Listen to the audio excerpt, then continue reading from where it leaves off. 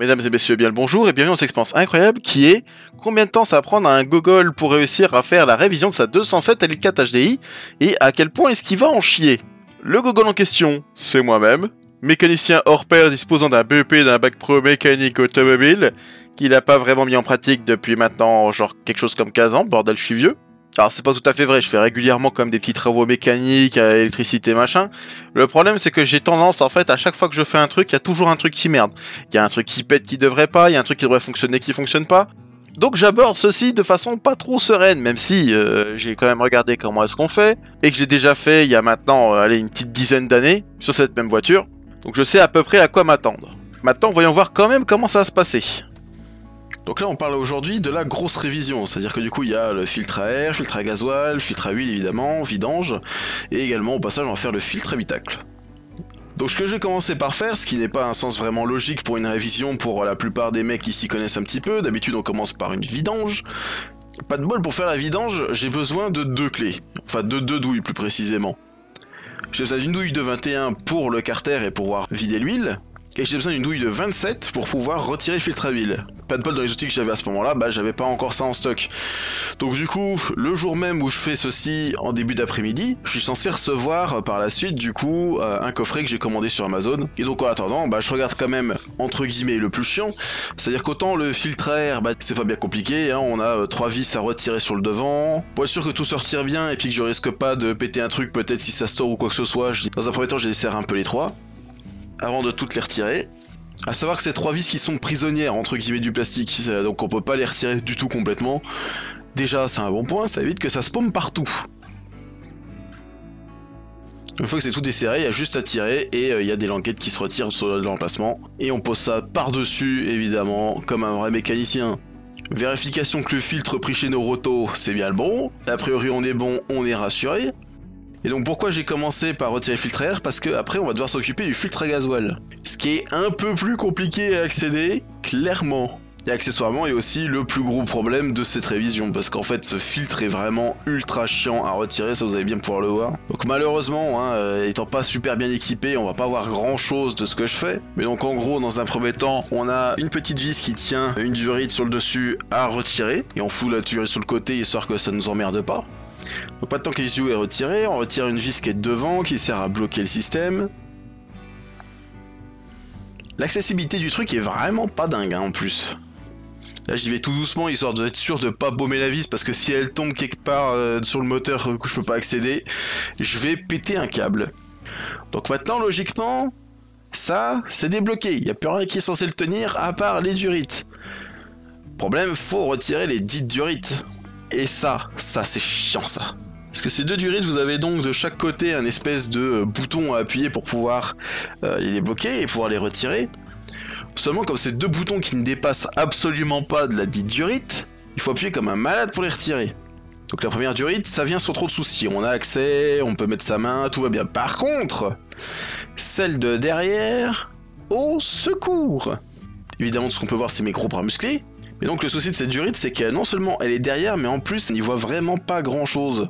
Autre connerie également, en fait, j'avais probablement déjà déboîté la durite, elle était déjà certainement débloquée, mais en fait, elle est tellement rigide et mal positionnée qu'on a l'impression qu'elle est toujours en place. En fait, elle devait être déjà débloquée depuis un moment. Pour appuyer sur le bouton de derrière que déjà on voit pas, bah, j'essaye de trouver un truc pour pouvoir appuyer un peu mieux dessus. Mais comme dit, j'essaie de tirer en arrière, mais en vrai, c'est juste pas possible en fait de tirer le truc en arrière. La durite est tellement rigide à ce niveau-là qu'il n'y a pas vraiment moyen d'être sûr de ce qu'on fait. Ah la vache. De fou. Donc là, ce que j'essaie de faire en fait, c'est de desserrer une durite d'air qui est dans les environs, afin d'espérer avoir un peu plus de place pour pouvoir réussir à retirer le filtre à gasoil, car je pense que cette fois-ci c'est bon, les durites elles sont débranchées. Malheureusement, ça n'a pas l'air de suffire, ça fait déjà 2 minutes que je suis en train de gigoter machin dans tous les sens, et le filtre ne veut pas sortir, donc du coup, technique classique, on va regarder la nouvelle pièce pour voir comment est-ce qu'elle est foutue, et voir comment est-ce qu'on peut peut-être essayer de retirer tout ça. Oh. Allez Bertoui. Ouais. Donc comme vous avez pu l'entendre, après un gros effort quand même, j'ai enfin réussi à finir par sortir ce truc. Et donc en fait, c'est vraiment débile comment c'est foutu. Comme dit, les durites sont vraiment très serrées, est très rigide, donc c'est quasiment impossible de le retirer correctement, la durite qui est sur le côté. Donc en fait, il faut vraiment juste tourner le filtre en sens anti-horaire, et avec le mouvement, la durite finit par se sortir tout seul de son logement. Après ça, on a un petit connecteur qui a juste une languette à soulever pour pouvoir être déconnecté et pouvoir vraiment retirer le filtre proprement. Alors toi tu t'enfuis pas, j'ai besoin de toi. Et merde. Alors, processus inverse. Dans le processus, il y a procès. Donc effectivement, la remise en place du coup du filtre, c'est exactement la même chose mais en sens inverse. Ce qui est pas forcément beaucoup plus facile du fait de ces tuyaux à la con. Donc on recommence par mettre la petite prise. On positionne à peu près le filtre correctement. J'essaie d'aligner la durite de derrière et du coup le petit tuyau dans lequel elle s'enfile. Et en tournant du coup en sens horaire le filtre, les deux se remettent à peu près en place correctement, même s'il faut encore lutter un petit peu pour que tout se remette bien, notamment même avec le tuyau devant. Enfin bref, que du bonheur. Ah, plus tuyau de merde.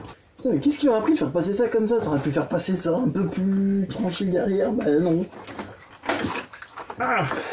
Ouais, avant de vraiment tout remettre... Donc si, il faut que j'en remette tout quand même propre. Là, avant de remonter vraiment à la boîte à air, ce que je voulais faire, c'était peut-être déjà voir si la voiture redémarrait correctement, s'il n'y avait pas un truc que j'avais mal branché ou quelque chose comme ça.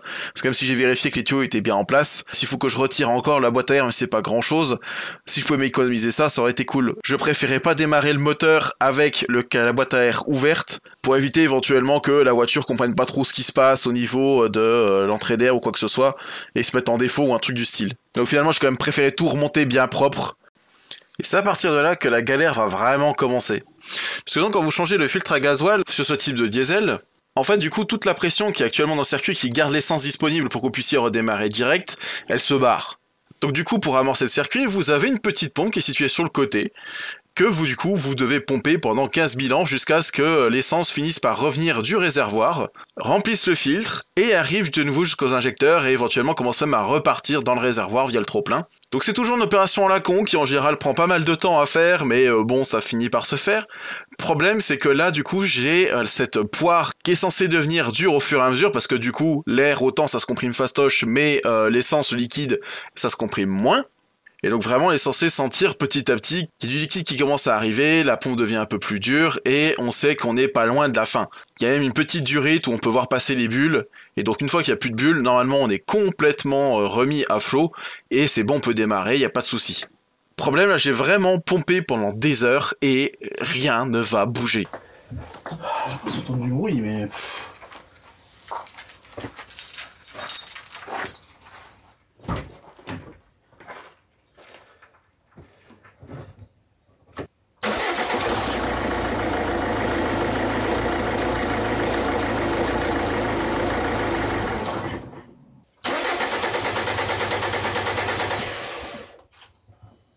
Donc là, du coup, clairement, elle a démarré, mais sur ce qui devait rester comme essence dans les durites du côté des injecteurs.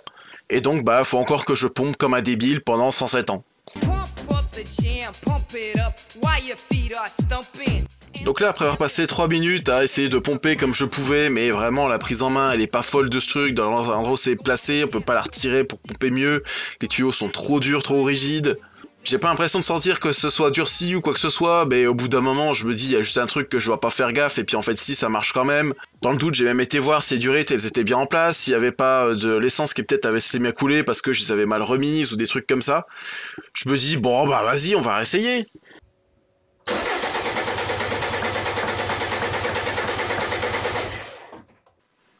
Et elle a toujours rien, et c'est le drame. Là, honnêtement, je commence un peu à paniquer, je commence à me dire, merde, qu'est-ce que j'ai encore foutu? Comme je vous l'ai dit, je suis assez maudit, moi, au niveau de ce type de travaux. Il y a toujours un truc qui veut pas, une merdouille. C'est vraiment plus cette famille, parce que, par exemple, mon père, la dernière fois, chez moi, il m'a monté un meuble de salle de bain. À un moment, tout se passe bien, ma copine n'entend rien de particulier, elle va quand même voir qu'est-ce qui se passe, d'un seul coup, pourquoi il se passe plus rien. Et elle voit mon père assis, et il se dit, c'est bizarre, quand même. Bah quoi, pourquoi? Bah ça se passe trop bien, il y a un truc qui doit pas aller. Donc vraiment, chez moi, il y a une espèce de malédiction à ce niveau-là. Je commence à me dire que peut-être c'est la pompe, ça se trouve, la valve elle est foutue, ou j'en sais rien. Donc du coup, je pompe et ça remonte à rien du tout. Je vais vérifier une nouvelle fois si les tuyaux ils sont bien en place, si je sens pas de l'essence qui a coulé ou quelque chose comme ça. Si peut-être en secouant je peux entendre du liquide, j'en sais rien, un truc, quelque chose quoi, parce que là je commence à vraiment en avoir marre. Mais bon, au final, je peux rien faire plus que d'essayer de pomper encore en espérant que bah, ça finisse par arriver.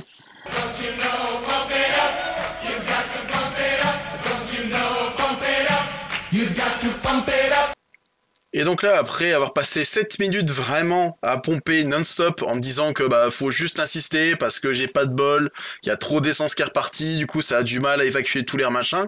Je finis par refaire un essai en espérant que ce soit bon, mais là toujours je sens rien de différence au niveau de la pompe.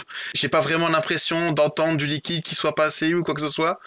Donc bah ça fait 7 minutes, ça fait vraiment, j'ai vraiment l'impression là, à ce moment-là que ça fait un bon quart d'heure que je pompe et qu'il y a rien. Donc bah on essaye quoi.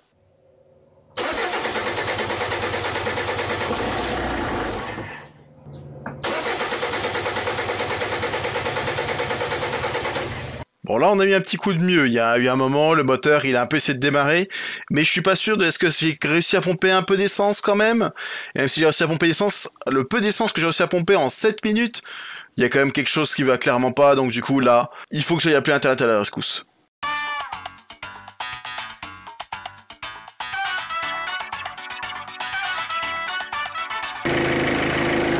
Ok, alors qu'est-ce qui a marché? Donc j'avais bon pompé là, ça remontait pas. J'ai regardé sur un forum, les mecs ont débranché, ça va être leur retour si je dis pas de bêtises. Et en fait en débranchant le retour, dès que j'ai commencé à pomper, je commençais à entendre effectivement du liquide. Et j'ai pompé, ça a fini effectivement par voir vraiment qu'il y a de l'essence qui passait là, du gasoil. Et bah à un moment, quand j'entendais bien, puis ça commençait à devenir vraiment dur, j'ai renquillé le truc, j'ai amorcé 3-4 fois, et puis j'ai mis le pied dedans et j'ai démarré quoi. Mais effectivement ça ratatouille un moment après. Là il n'y a pas de bulle d'air. On va dire que c'est quelque chose qui marche. J'essaie quand même tourner 5 minutes, le mec il disait, pour être sûr qu'il n'y ait plus rien. Et puis voilà. Du coup j'en ai profité pour changer le filtre habitacle. Un extraordinaire. La petite grille là. Et c'est là-dedans. Ouais, c'est bon. Elle manque juste à retirer une petite trapette devant. Eh, l'image j'arrive pas. C'est toujours quand tu filmes pas que tout va bien. Et dès que tu filmes, y'a rien qui va, putain. Voilà. Donc il y a juste à baisser la petite trapette qui est devant qui tient les filtres et puis c'est bon. Et puis ça pareil, ça se fait juste en tirant un coup dessus. Donc là ça a fait 5 minutes. Donc j'ai coupé. Bon, j'ai dans ce qui se fait, j'ai déjà mis le nouveau joint pour le bouchon. Et ici c'est en train de finir de couler. Logiquement on fait la vidange en premier, hein, parce que c'est censé être le plus simple. Connerie, j'avais pas le cliquet qu'il fallait. Il est douille. Du coup j'ai fait ça avec la clé dynamo qui elle avait une douille de 21. Donc là je vais pouvoir au moins retirer l'huile. Par contre pour le filtre je suis niqué. Pour le filtre il me faut une douille de 27. La connerie c'est que j'ai commandé un nouveau coffret de cliquet à 60 balles sur Amazon qui a l'air très bien avec tout ce qu'il faut. Problème c'est livraison avant 21h et j'ai toujours pas l'indication de où est-ce qu'en est mon livreur. Donc ouais, ça sera peut-être pas aujourd'hui que je l'aurai. Ah, et puis finalement ça marche pas si mal ça, ces machins là, ces bacs à la con. Si tu penses bien retirer le bouchon de ventilation, c'est-à-dire que ça s'écoule bien. Si même là je vois que peut-être à un moment il y a eu un peu beaucoup. Je dis ça mais ça se trouve derrière c'est plein de merde. Donc on verra bien tout à l'heure. Bah ouais, il y a même pas une goutte d'huile qui est partie à côté, il y a juste ça au début. Pas compris. En tout cas, oui, quand on tire le bouton de ventilation, ça marche bien ces trucs, hein. Tout le monde s'en plaint, mais en fait, il faut juste faire gaffe. Et pas oublier. Ce que j'ai déjà fait il y a 6 mois de temps dans la 206 de ma sœur. Du coup, on se retrouve le lendemain dans mon garage, parce que, en fait, comme dit, pour le filtre à huile, j'avais besoin d'une douille de 27, et bah, je l'avais juste pas. Donc, j'avais commandé un coffret cliqué sur Amazon, et puis en fait, il est arrivé, il était quasiment 18h. Donc j'avais plus la possibilité vraiment de filmer tranquillement à ce moment-là. Donc après le cliquet est arrivé, j'ai changé le filtre à huile, ça a pris 20 minutes. Juste le truc était quand même bien serré, donc il fallait pas avoir peur. Et puis effectivement il faut bien avoir, je vais vous montrer, il faut bien avoir ce genre de truc à cardan, je crois que ça s'appelle. Pour vraiment pouvoir le desserrer, avoir un bon cliquet, parce que sinon c'est la merde. Il n'y a pas la place clairement pour passer une sangle ou un truc comme ça autour du filtre et essayer de le débloquer. Et vraiment le machin est fait pour utiliser une douille de 27, donc clairement il n'y a pas de mystère. Et aussi, ça a été un peu chiant de remettre la cloche, parce que donc effectivement, c'est une cloche avec un filtre à enfiler du coup dans l'emplacement. Faut juste bien faire attention, il y a une petite quéquette à mettre dans le bon sens, on voit clairement le trou dès qu'on met une lampe dedans. Et par contre, pour remettre la cloche, il faut effectivement insister un minimum. Faut réussir à bien caler le truc pour que les pics qui tiennent le filtre dans la cloche se mettent bien dedans. Et le truc, c'est qu'il y a un espèce de vieux jeu qui fait que c'est super galère, donc faut vraiment essayer d'aligner le truc bien comme il faut et pousser un minimum dedans pour que les griffes qui tiennent le filtre à l'intérieur se clipsent. C'est un peu foireux comme système, il a fallu un minimum insister, surtout qu'après vous avez de l'huile plein les mains, c'est pas pratique, ça glisse et tout, c'est de la merde. Mais ouais, clairement, c'est un filtre que tu peux pas faire si t'as juste une pince, un truc, donc faut vraiment un bon coffret. D'ailleurs, à ce niveau-là, je recommande vraiment le coffret que j'ai acheté. J'en profite quand même pour montrer du coup plus en détail le contenu du coffret. Comme dit, pour 60 balles, on a gros cliquet, enfin un cliquet tout du moins standard, un petit cliquet, bon qui a quand même un manche assez grand. On aime ou on n'aime pas, je préfère avoir un manche plus petit parce que ça permet d'aller un peu plus partout. On a le cardan pour le gros, le cardan pour le petit, donc déjà ça évite plein des problèmes. On a un tournevis si ça peut être un peu plus agréable. Deux douilles à vidange, le truc complet de douilles où il y a tout ce qu'il faut, il y en a pas une qui manque. Parce que souvent les coffrets que je regardais, en fait, il y avait douilles genre 20-22, sauf que la plupart du temps on a besoin plutôt de la 21, mais non. Pareil, douille de 27, on a jusqu'à du combien là déjà? Jusqu'à du 32. Donc il y a déjà de quoi faire, je crois qu'il y a des cardans qui vont jusqu'au 36, même sur les voitures, mais... Bon, pour une douille en plus à racheter à 10-20 balles, voilà, on va pas trop râler non plus pour le nombre de fois qu'elle va servir potentiellement. Pareil, on a même tout un jeu de douilles longues, on a encore des rallonges en petit et tout. Non, vraiment, hein, pour 60 balles, correct, hein. Pour une soixantaine de balles, je vois vraiment pas comment est-ce qu'on peut faire mieux. Je suis assez impressionné par la quantité de trucs qu'il y a dedans. Il y a quand même des trucs à prendre à côté, mais 60 balles. Vraiment, 60 balles. Pour retrouver mieux, faut y aller, hein. Le moindre autre coffret sur Amazon, il a 70 boules, et il n'y a pas autant de trucs intéressants au final dedans. Puis même effectivement, le moindre coffret qu'on va dans un Leroy Merlin, un truc comme ça, il a genre à 100 balles, et pareil, ils sont peut-être un peu plus fournis sur certains trucs, mais est-ce qu'ils sont vraiment nécessaires? Je sais pas. Vraiment, ce coffret, pour vraiment commencer à faire de la vraie mécanique, je le trouve pas mal, le truc. Enfin bon, je suis pas sponsor, j'ai pas lien d'affiliation Amazon, ni quoi que ce soit. Mais quoi que ça peut être une idée de regarder, à ma foi. Je verrai bien.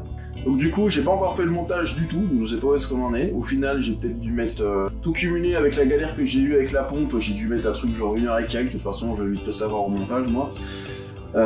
S'il y avait eu pas le problème de pompe, en vrai j'aurais gagné au moins 20 minutes, si c'est pas une demi-heure. Fastoche.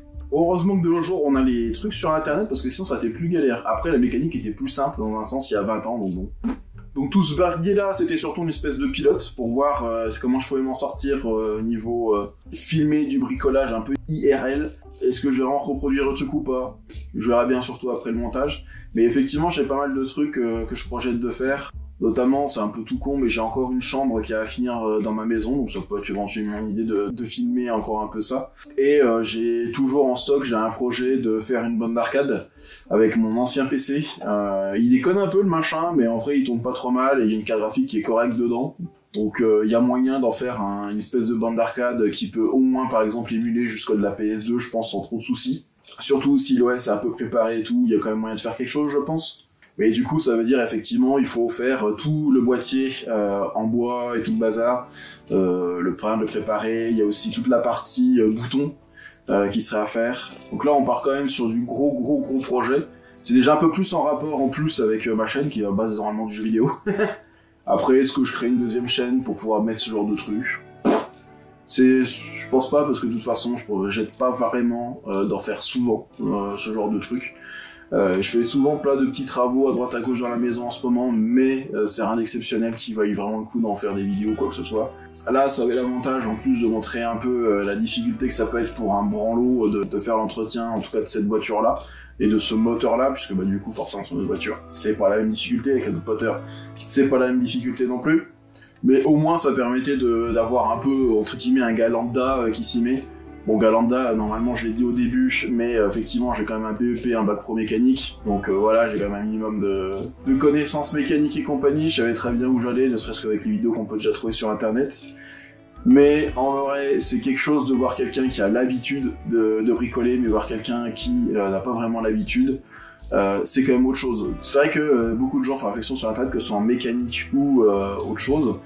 Mais les gars qui montrent en fait zéro galère et quoi que ce soit, ça donne une fausse idée de la mécanique, quel que soit le domaine qui est montré, où t'as l'impression que tous les mecs ils arrivent tout en claquant des doigts, alors qu'en fait bah pas du tout. Et donc là effectivement c'est une petite révision qui est pas bien compliquée, mais en vrai ça peut vite partir en cacahuète. Bon, ça, ce que moi quand on a pu le voir, le problème de ramorçage du gasoil. Bon bah fallait quand même que ça marche, parce que sinon j'étais un peu dans le caca moi. S'il y en a également que ça intéresse à savoir combien est-ce que ça m'a coûté, niveau des pièces, il y en a eu pour moins de 100 balles. Surtout j'ai eu du bol au niveau de l'huile en fait, à Action, il y avait de l'huile. C'est vraiment de la totale, donc vraiment de la bonne cam quand même, en 5,30 machin. Et bidon de 4 litres, 20 balles. Au Noroto, c'était 5 litres, donc 1 litre de plus certes, mais c'était 50 balles. Donc 30 balles de plus pour 1 litre, bon... Donc au final, j'en ai eu pour une centaine de balles. Si j'avais été en garage, j'en aurais peut-être eu pour 200 balles, donc j'ai économisé 100 balles. Et en vrai, je sais pas si je le recommanderais à quelqu'un qui n'a jamais fait de mécanique de faire ça là-dessus, parce que ne serait-ce que la partie effectivement retirer le filtre à gasoil, vous avez rien vu parce que au secours la qualité de l'angle et tout, mais c'est vraiment une vraie grosse galère à faire. Donc en vrai, je continue à me dire que de nos jours, avec les moteurs actuels, même si la bagnole a plus de 10 ans maintenant, en vrai, pour une centaine d'euros, autant la mettre au garage, c'est chiant, ça coûte un peu cher, mais le temps que vous allez gagner, les crises de nerfs et de rage et tout, que vous allez éviter, en vrai, faites bosser un gars pour une bouchée de pain en plus, les gars ils sont payés au SMIC. pour faire de la merde, se tuer le dos et tout. Laissez-les bosser, quoi, en vrai. En vrai, si j'avais pas un minimum de connaissances et que je me doutais que ça pouvait juste être la morse qui déconnait, j'aurais été en panique totale, quoi, c'est n'importe quoi. Enfin bon, c'est là-dessus que se termine ce test, j'espère que le plan était un peu mieux, parce que pour information, les premiers plans que j'ai filmés sur trépied, le téléphone tenait avec 2 élastiques et un bout de carton pour éviter que la vis du trépied qui permet de tenir un appareil photo raye mon écran. Donc c'était complètement ghetto. Avec le coffre Amazon est arrivé du coup le support pour le téléphone. Donc c'était déjà un peu plus simple pour faire quelque chose de correct avec. Mais je pense qu'il faudra peut-être un trépied magnétique après pour en fonction de ce que je fais, surtout dans le garage. Que je puisse peut-être fixer le truc un peu en hauteur, sur une équerre d'étagère ou un truc comme ça, histoire que ça tienne mieux quand même. Enfin bon, encore une fois j'espère que ça vous a plu. Si c'est le cas, pensez au petit pouce bleu. Mettez un petit commentaire si vous avez un truc à dire là-dessus. Puis je vous dis à plus pour une prochaine vidéo du type, si jamais ça vous a intéressé puis que j'ai l'occasion. Sinon, bah n'hésitez pas à faire un tour sur mes vidéos gaming. Voilà. Allez, salut!